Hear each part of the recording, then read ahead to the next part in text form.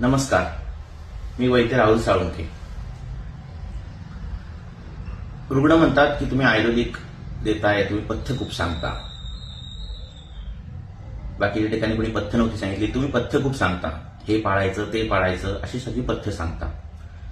तर मुळात पूर्वीच्या काळी हे जे नियम होते ते पथ्य म्हणून नव्हती, ती बंधनं म्हणून नव्हती. म्हणजे सकाळी उठणं, सकाळी लवकर उठायला पाहिजे, रात्री लवकर झोपायला पाहिजे, हे काय पथ्य आहे का? हा नियम आहे.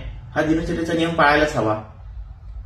किंवा आंघोळीच्या आधी काही खाल्लं नाही पाहिजे, धावपळ करून आलात तर पटपट गटागटा पाणी नाही पिलं पाहिजे, उन्हातून आलं तर पटपट थंड पाणी पिलं नाही पाहिजे. हे काय पथ्य आहे का? हे नियम आहेत. पूर्वीच्या काळी हे नियम सगळे पाळले जायचे. आजकालच्या काळात आपण इतके नियमबाह्य वागायला लागलो आहे की जे नियम आहेत ते आपल्याला बंधनं वाटायला लागली आहेत, ते आपल्याला पथ्य वाटायला लागलेली आहेत. तर मुळात हे सगळे नियम आहेत आणि हे नियम पाळले तर व्याधी बरा होण्यासाठी मदत होते.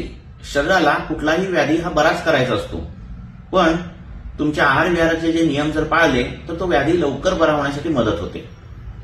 तर हे नियम जे आहेत त्याला पथ्य किंवा बंधनं समजू नका. ती पथ्य पाळताना कुठलंही बर्डन तुमच्यावर नसलं पाहिजे, प्रेशर नसलं पाहिजे. आनंदाने ही पथ्य जर तुम्ही पाळली, जी काही वैद्य देतो, मग ती सामान्य पथ्य असू देत, म्हणजे जे नियम आपण म्हणतो, किंवा त्या आजारासाठी असलेली विशेष पथ्य असू देत, ती पथ्य जर पाळली तर रोग बरा होण्यास वेळ लागत नाही. त्यामुळे पथ्य पाळतानाही ती आनंदाने पाळली तर फायदा होतो. धन्यवाद.